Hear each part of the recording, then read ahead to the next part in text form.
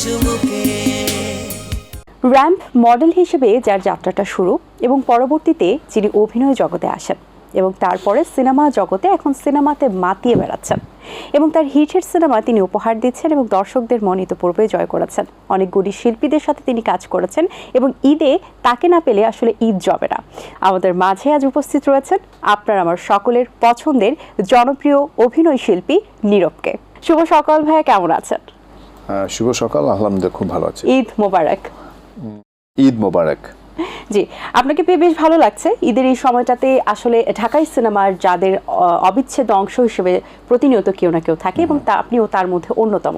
আপনার সিনেমা জগতের যে অবস্থানটা এখন পাকাপোক্তভাবে রেখেছেন এবং সেই হিসেবে কাজ করছেন, কাজগুলো বেশ চুজ করে করছেন। আমরা বিভিন্ন কিছু কাজে আপনাকে দেখেছি। সো রিসেন্টলি ঈদকে ঘিরে কি কি কাজ করা হয়েছে আপনার?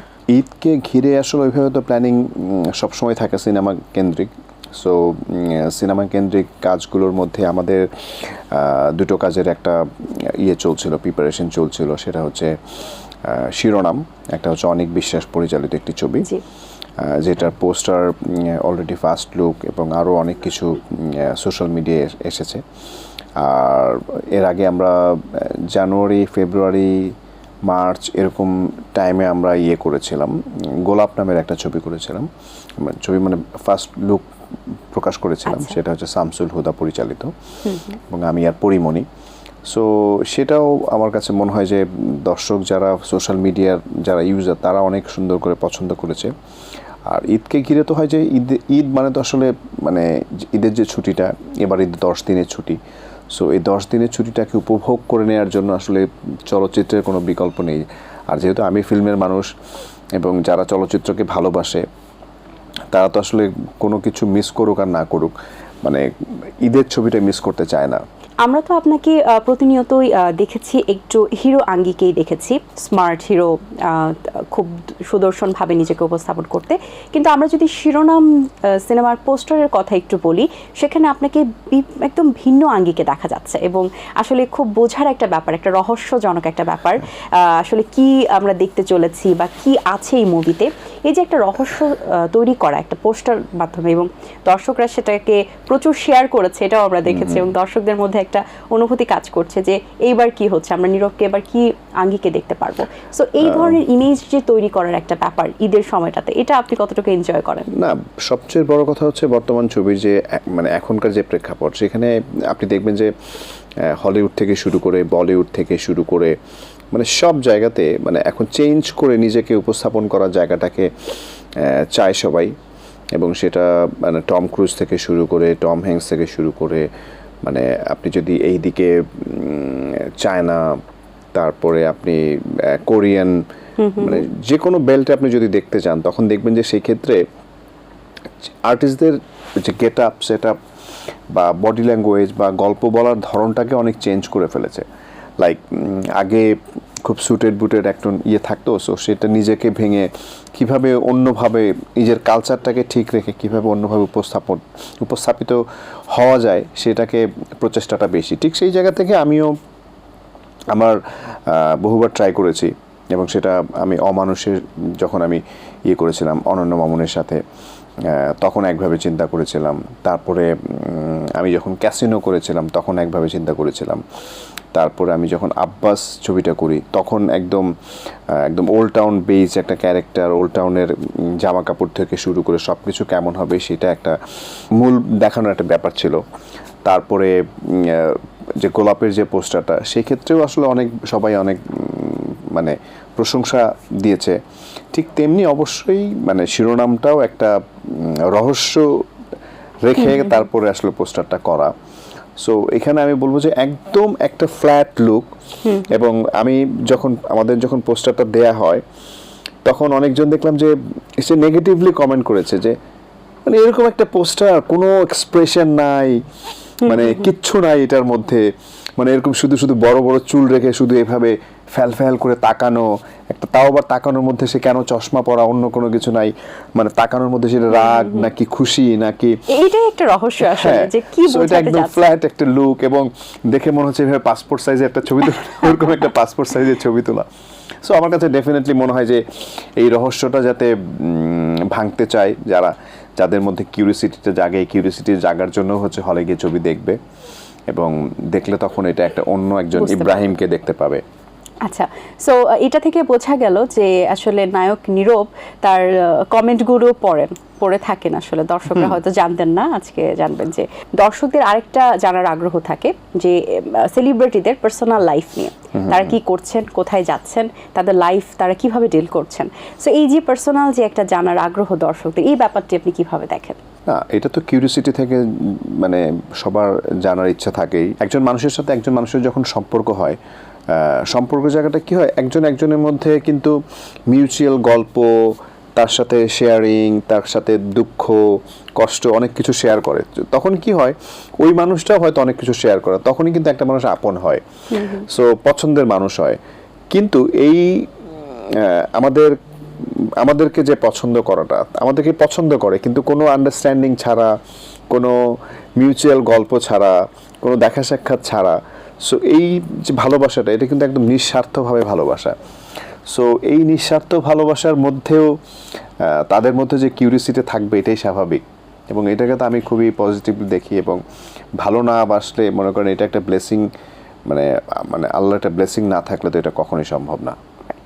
আচ্ছা, সো রোজার ঈদে তো সকলেরই একটা পোশাক নিয়ে বা আত্মীয় স্বজনের বাসা নিয়ে একটা ব্যাপার থাকে। কুরবানি ঈদের ছেলেদের একটা বড় দায়িত্ব থাকে গরু কেনা এবং দায়িত্ব নিয়ে সম্পূর্ণ কিছু সম্পন্ন করা। সো আপনার ভাগে কি কি দায়িত্ব থাকে?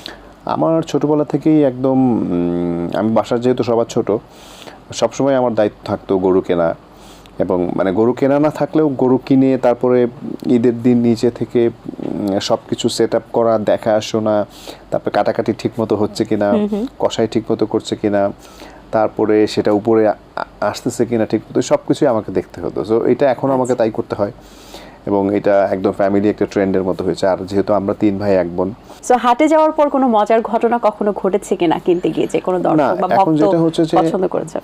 আমাদের হাটগুলোতে এখন অনেক বেশি হাট হয়ে গেছে। আগে যেমন একটা হাট ছিল, অনেক দূরে দূরে যেতে হতো, এখন কিন্তু আর দূরে যেতে হয় না, আমার বাসার সামনেই দেখা যাচ্ছে, এখানেই হাট, ওইখানেই হাট। সো এখানকার মানুষগুলো তো আমাকে দেখতে দেখতেই বড় হয়েছে আমি তাদের সামনে। সো তাদের প্রতি, তারা যে আমার প্রতি অনেক বেশি দেখে, গরুর হাটে দেখেও যে আমার সাথে অনেক বড় রিয়াকশন দেবে সেটা দেয় না। আচ্ছা, মানে কোনো মজা আমি একটু মাস্ক পরে ক্যাপটা পরে যাই। সো আচ্ছা, সো আমরা জানি যে আপনি ছুটির দিনগুলোতে আসলে শুটিং করতে কি আগ্রহী কিনা অনাগ্রহী, এটা নিয়ে আমরা একটু কনফিউশনে আছি। সো আপনি ছুটির দিন কি একদম ছুটিতেই কাটতে পছন্দ করেন, নাকি কোনো ইমার্জেন্সি কাজ থাকলে সেটাও করতে চাইবেন? মানে বেসিক্যালি আমরা তো সরকারি কোনো চাকরি করি না, বা মানে কোনো প্রাইভেট চাকরিও করি না। সো ছুটির দিন বলতে তো কিছু নেই, যখন শুটিং থাকে তখন সেটাই মানে ওয়ার্ক ডে, আর যখন শুটিং থাকে না ওইটা ফ্রি ডে। আর ফ্রি ডের মধ্যেও যখন মিটিং টিটিং থাকে সেগুলো করি।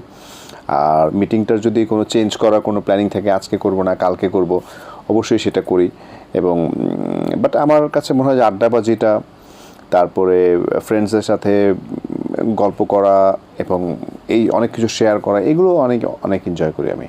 সো নীরব, আপনি কখনো কি হলে গিয়ে সিনেমা দেখার এমন কোনো অভিজ্ঞতা আছে কিনা আপনার, যে ভক্তর সাথে দেখা হয়ে গেছে, ভক্ত চিনতে পেরেছে, লুকিয়ে লুকিয়ে সিনেমা দেখতে গিয়েছেন কিনা আপনার মুক্তি পাওয়া কোনো সিনেমা? অনেক, এটা সবগুলোতে। আমি আমার কোনো ছবি মানে এমন কোনো ছবি নেই যেটা আমি হলে গিয়ে ছবি দেখিনি। আচ্ছা, প্রথম সিনেমা দেখার যে অনুভূতিটা ছিল, প্রথম যখন হলে নিজেকে বড় পর্দায় দেখা, এবং লাস্ট যে সিনেমা আপনি হলে গিয়ে দেখেছেন, একটু আপনি যদি আমরা বিশ্লেষণ করি যে ডিফারেন্সই কোথায়? মজার ব্যাপার হচ্ছে আমার প্রথম ছবি রিলিজ হয়েছিল আমার জন্মদিনের দিন। আচ্ছা, খুব শুভ একটি দিনে। হ্যাঁ, সো আমার 2 জুলাই। সো তখন হলে গিয়ে ছবি দেখাটা আসলে পুরো ছবিটা দেখতে পারিনি, কারণ আমরা বিভিন্ন জায়গায় ঘুরেছি, সময় দিতে হচ্ছে আসলে। দেখা যাচ্ছে এখানে 10 মিনিট, এখানে 10 মিনিট, এখানে 10 মিনিট। সব হলেই কি যাওয়া হয় কিনা, মানে ঢাকা কেন্দ্রিক যত সব হল হলে তো আছে আসলে পসিবল হয় না। 3-4টা হলে বা 4-5টা হলে হয় না, একটা জায়গা থেকে একটা জায়গায় যাওয়ারও তো একটু সময় লাগে। সো 3টা হলে মনে হয় গিয়েছিলাম। সো সেখানে গিয়ে ওই একটু একটু করে দেখার যে এক্সপিরিয়েন্স, এবং দর্শকের যে রিয়াকশনগুলো, এগুলো শুনতে অনেক ভালো লাগে, এবং এক্সাইটমেন্ট কাজ করে ভেতরে ভেতরে ছবি দেখার সময়। আচ্ছা, এবং দর্শকদের তো নেগেটিভ কমেন্টও থাকে, পজিটিভ নেগেটিভ। সো পজিটিভ গুলো তো ইন্সপায়ার করে, নেগেটিভ গুলো কিভাবে আসলে? না, নেগেটিভ গুলো তো মনে হয় যে আরো বেশি ইন্সপায়ার করে। মানে হয় কি যে আমি তো অনেক স্ট্রাগল করা, অনেক কাজ করে আস্তে আস্তে করে দেখা যায় ছোটো ছোটো র্যাম্পে হাঁটতাম, মডেলিং করতাম, তারপরে নাটক করেছি কিছু, তারপরে মানে ফিল্মে কাজ করেছি। সো আমার জায়গাটা তো আমি আস্তে আস্তে করে আমার অনেক কিছু দেখা।